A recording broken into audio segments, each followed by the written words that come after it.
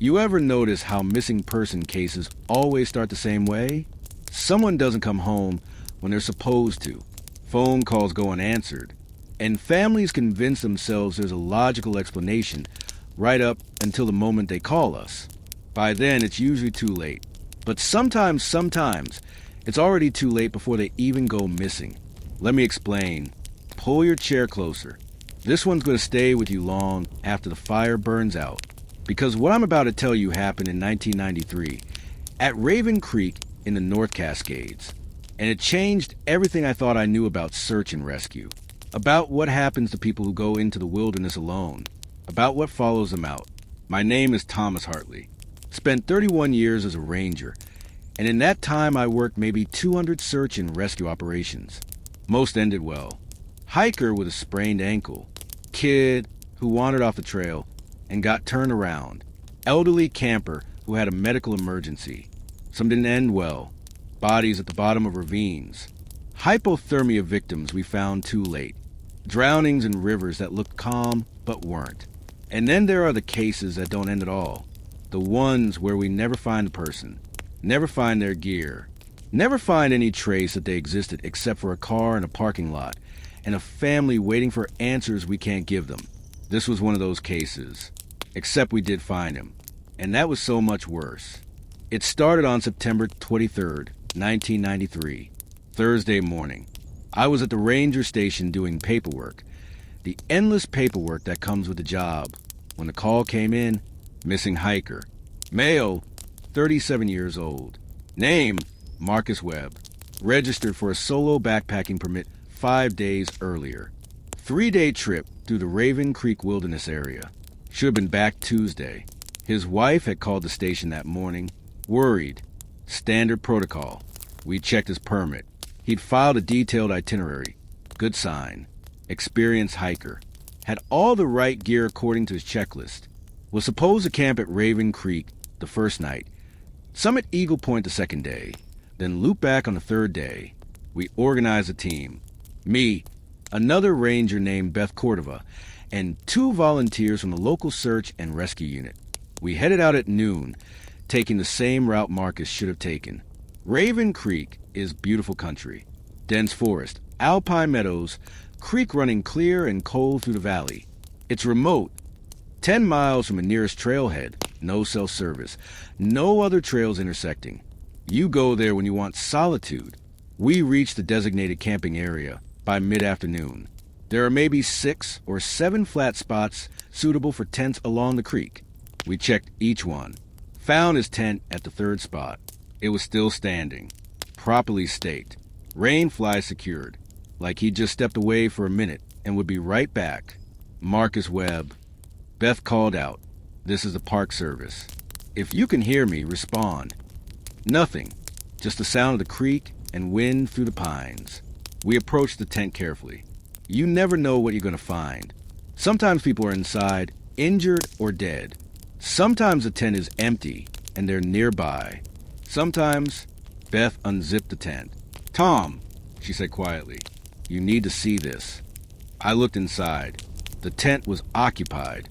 Marcus's sleeping bag was laid out. His backpack was propped in the corner.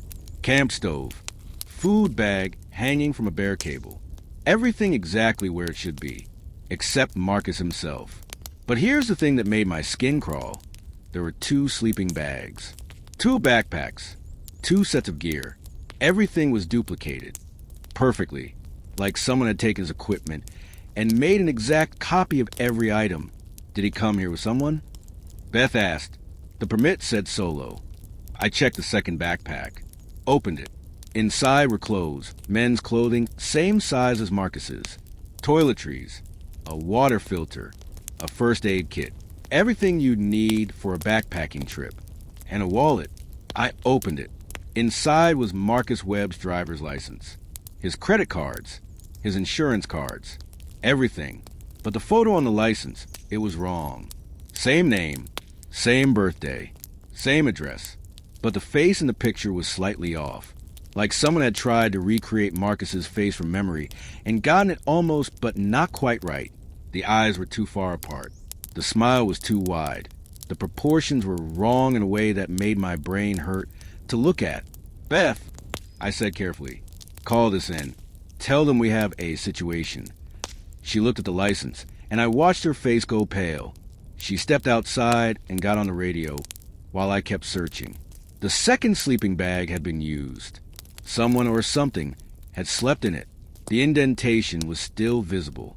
And next to it, scratched into the tent floor with something sharp, were words. IT looked like me. It sounded like me. It knew everything I knew. But IT wasn't me. My hands were shaking as I read it. This was written by Marcus. Had to be. But if he wrote this, where was he? And what was the thing that looked like him? I heard Beth outside, her voice urgent on the radio. Then she called to me, "Tom, get out here. Now!" I crawled out of the tent. She was standing at the edge of the clearing, pointing down at the ground. Footprints. 2 sets. Same boot pattern. Same size. Same stride length. Walking side by side away from the camp, heading deeper into the forest. "They left together," she whispered. "He left with whatever that was." We followed the tracks. Standard search procedure. Except nothing about this was standard. The prints led us along the creek for maybe half a mile, then turned uphill into dense forest. That's where they separated. One set continued uphill. The other turned sharply and headed back toward camp, but taking a different route, circling wide. "We need to split up," one of the SAR volunteers said. "Cover both trails." "No," I said immediately. "Nobody splits up. We follow one trail together. Then we come back and follow the other." We chose the uphill trail. It was fresher, the boot prints still sharp in the soft soil. We followed them for another 20 minutes, climbing steadily, the forest getting darker and denser. That's when we found the first marker. It was a cairn, a small stack of rocks. Nothing unusual about that. Hikers build them all the time to mark routes. Except this one had something wedged in the top. A photo. I pulled it out. It was a Polaroid, old and faded, dated 1987. It showed a man standing at a campsite, smiling at the camera, and behind him, partially obscured by trees, was another figure. Same height, same build, same clothes, but the face was blurred. Deliberately blurred, like someone had rubbed the photo while it was developing. "What the hell is this?" Beth said. I didn't answer, because I just noticed something. The campsite in the photo was the same one we just left. The tent was in the exact same spot. The trees were the same. Only the photo was 6 years old. We kept climbing. Found another cairn. Another photo. This one from 1982. Different man. Same campsite. Same blurred figure in the background. Another cairn. 1976. Same pattern. "How many people?" Beth whispered. "How many people has this happened to?" We counted 7 cairns. 7 photos spanning from 1976 to 1987. All different people. All at the same campsite. All with that blurred figure somewhere in the frame. And then the trail ended. Just stopped. The boot prints led to a small clearing and then vanished. Not like he climbed up or jumped. Just stopped existing. In the center of the clearing was a backpack. Marcus's backpack. The real one, not the duplicate. It was open, contents scattered, and carved into a tree trunk above it. In letters 3 inches tall. "I'm still me. I'm still me. I'm still me. I'm still..." The message stopped mid-word, like he'd been interrupted, or like he'd stopped being sure. "Base, this is Unit 7. Beth's voice was steady professional, but I could hear the tremor underneath. "We've located the missing hiker's equipment. No sign of the hiker himself. Requesting additional personnel and possible criminal investigation unit." The radio crackled. "Copy that, Unit 7. Describe what you're seeing." Beth looked at me. "How do you describe this? How do you explain finding evidence that this has happened to at least 7 people over 17 years? Multiple abandoned campsites. Evidence suggesting... I don't know how to classify this. We need someone out here to document the scene." Over. We waited for a response. Static. Then, Unit 7 maintained position. Do not disturb evidence. Team en route. ETA 2 hours. Over. 2 hours. We were standing in a clearing where a man had carved a desperate message into a tree before disappearing, and we had to wait 2 hours. What about the other trail? One of the SAR volunteers asked. The one that circled back? I'd almost forgotten. The second set of prints. The ones that had split off and headed back toward camp. We should wait, Beth said. Supervisor said maintain position. But I was already moving. You wait. I'm following those prints. If Marcus is still out here, if he's hurt, we can't wait 2 hours. I headed back down the way we'd come, found where the trail split, followed the second set of boot prints, the ones heading back toward camp via a different route. The prints were strange. At first glance, they looked normal, but the more I studied them, the more wrong they seemed.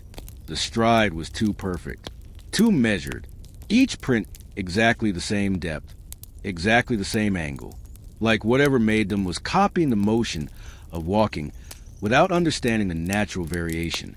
They led me in a wide arc through the forest. I was maybe 10 minutes from camp when I heard it. Whistling. Someone was whistling a tune. Cheerful, casual, coming from just ahead. Marcus. I called out. Marcus Webb, this is Park Service Ranger Hartley. Are you okay? The whistling stopped. Over here, a voice called back. I'm over here. I think I'm lost. I pushed through the underbrush, emerged into a small clearing, and there he was, Marcus Webb, standing in the middle of the clearing, wearing his hiking gear, looking confused and relieved. Oh, thank God, he said.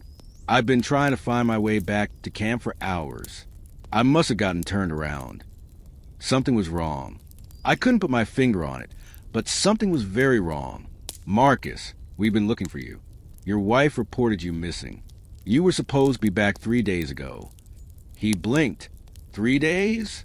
No, that can't be right. I just left camp this morning. I went for a short hike and got lost. It hasn't been 3 days. I stepped closer, studied his face. It was him.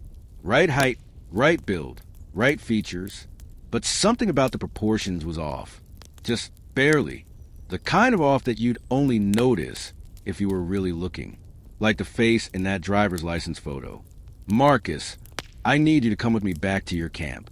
We need to check you over. Make sure you're okay. Sure. Lead the way. I'm so glad you found me. But he didn't move. Just stood there, smiling. That same too wide smile from the license photo. Marcus, we need go now. Of course. Absolutely. I need to ask you something first. My hand moved the radio on my belt. What do you need to ask? How did you know my name? The question hit me like cold water. You just told me your name. You said, No, he interrupted. I never said my name. You called me Marcus the moment you saw me. How did you know? I backed up a step. The missing person report. We're looking for Marcus Webb. You matched the description. But you've never seen me before, he said. His voice was changing, getting flatter, less natural. You've never seen what I really look like. So how do you know I'm Marcus? Another step back. My hand was on the radio now. Beth, I need you at my position. Now. The thing that looked like Marcus tilted its head. Are you calling for help? Why would you need help? I'm just a lost hiker. I'm just Marcus Webb. I have his face, his voice, his memories. I know his wife's name is Sarah. I know he has a daughter named Emma. I know he's allergic to shellfish and his favorite color is blue. I know everything he knew. What did you do to him? I whispered. It smiled wider. Too wide. I didn't do anything to him. I became him. That's what I do. I find people who are alone. I learn them, study them, copy them, and then I take their place. And nobody knows. Nobody can tell. Because I am them. Perfect. Complete. Where's the real Marcus?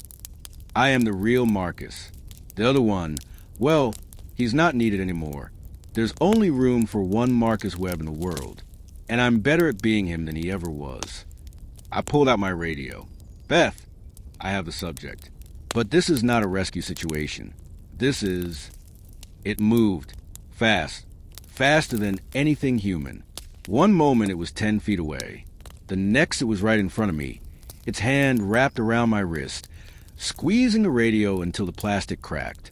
"You can't tell them," it said. Its voice was layered now. Multiple voices speaking in unison. "You can't warn them, because if you do, they'll know. They'll know what I am. And then I can't go back. I can't be Marcus anymore." Its face was changing. The features shifting, melting, reforming, showing me glimpses of other faces underneath. The 7 people from the photos. And more. Dozens more. A century of faces. Stolen and worn like masks. "How long?" I managed to choke out. "How long have you been doing this?" "Since the first people walked into these woods," it said. "Since the first human came alone to the wilderness. I watch. I learn. I become. And then I walk out of the forest and live their lives. Better than they ever could. More perfect. More complete." It released my wrist. Stepped back. And its face reformed into Marcus's face. Perfect now. No wrongness. No uncanny valley. It had finished learning. "You're going to help me," it said. "You're going to tell them you found Marcus Webb. That he was disoriented but unharmed. That he got lost and you're bringing him back to camp. And then you're going to write in your report that everything was normal. That this was a standard rescue. And if I don't," it leaned close, "then you'll be next. I'll learn you, study you, become you, and the real Thomas Hartley will end up like the real Marcus Webb, lost in the forest, alone, with no one to become. I want to tell you I was brave, that I refused, that I fought it or exposed it or did something heroic. But I didn't. I was terrified, standing 3 feet from something that had been stealing people's lives for centuries. Something that knew everything Marcus knew, felt everything Marcus felt, could perfectly replicate every gesture and mannerism, and it was threatening to do the same to me. "Okay," I said quietly. "Okay, I'll do what you want." It smiled. Marcus's smile. "Perfect now. Good. That's very good, Thomas. You're making the right choice. For both of us." Beth's voice crackled over my damaged radio. "Tom? Tom, do you copy? What's your position?" The Marcus thing reached out and took the radio from my hand. Held it up, pressed the transmit button.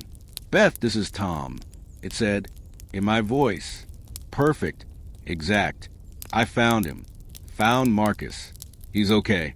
Disoriented but mobile. We're heading back to camp now. Over. I stared at it. It had just copied my voice.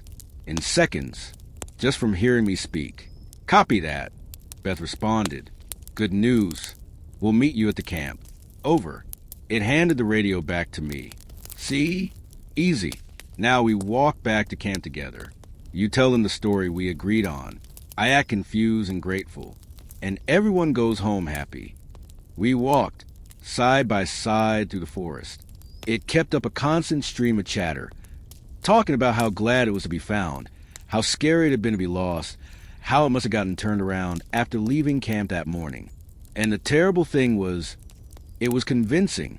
If I hadn't seen what I'd seen, if I didn't know what it was, I would have believed it completely. It was Marcus Webb. Perfect. Flawless. We reached the camp. Beth and the SAR volunteers were waiting. They rushed over, concern on their faces. "Marcus, thank God you're okay." We were so worried. It played the part perfectly. Sheepish. Embarrassed. Grateful. "I'm so sorry. I feel like such an idiot. I just went for a morning walk and completely lost track of where I was." They checked it over. Vitals normal. No injuries. No signs of exposure or dehydration. Just a perfectly healthy man who'd made a simple mistake. Beth pulled me aside while they were fussing over it. "What really happened out there? You look like you've seen a ghost." I wanted to tell her. Wanted to explain what that thing was. But I looked at it, at Marcus, and it was watching me, smiling, waiting to see if I'd keep my word. "Just glad we found him," I said. Standard lost hiker scenario. Got turned around. Got lucky. She studied my face. "Tom, you're shaking. What aren't you telling me?" Nothing. Just long day. Let's get him out of here. We packed up. The Marcus thing insisted on helping, collecting the gear from the tent, including the duplicate equipment. It made a show of being confused by the second sleeping bag, the second backpack. That's weird, it said. I don't remember having two of everything. Must have packed wrong. Long week at work, you know? And everyone laughed. Everyone accepted the explanation. Because why wouldn't they? It was just Marcus Webb making a silly mistake. We hiked out, got back to the trailhead at dusk. Marcus's wife Sarah was waiting there, having driven up when she heard we'd found him. She ran to him, hugged him, cried with relief. Oh my God, Marcus.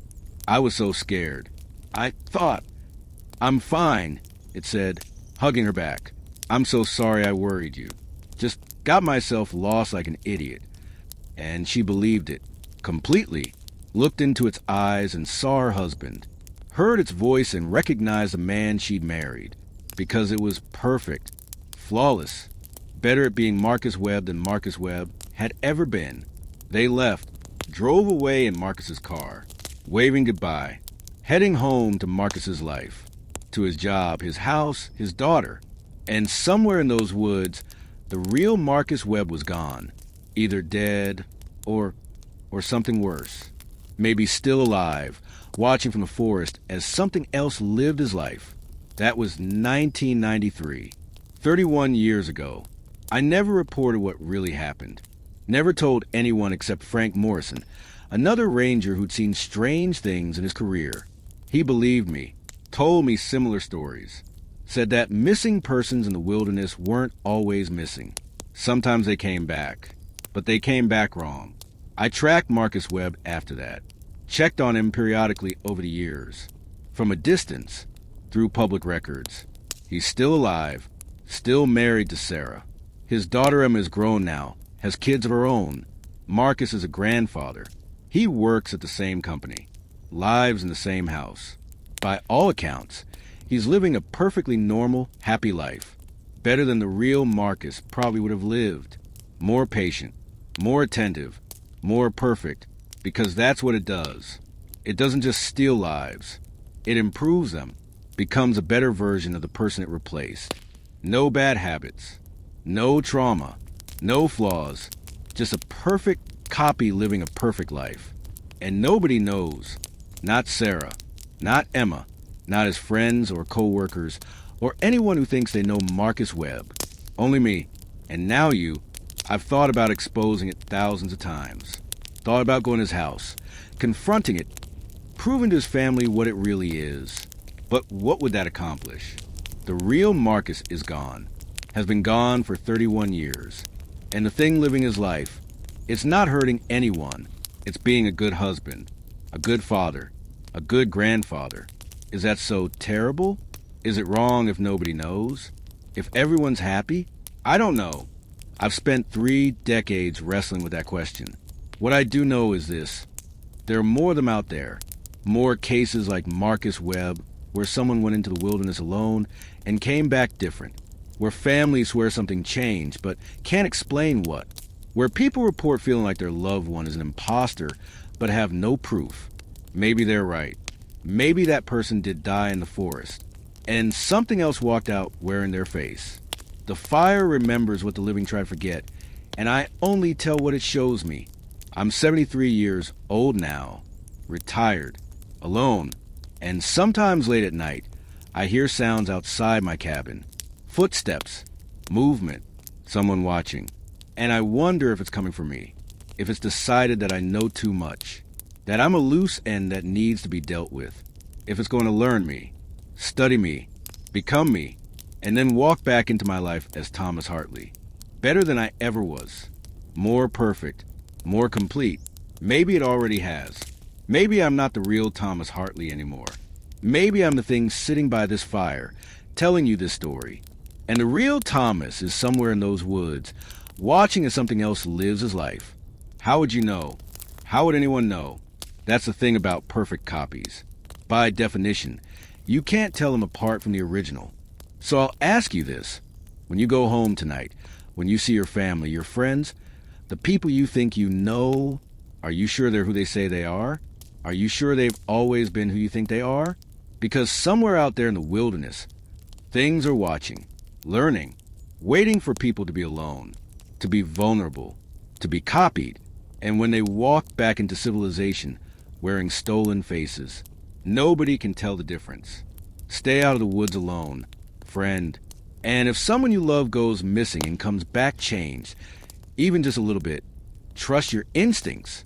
Because sometimes the person who returns isn't the person who left. Good night.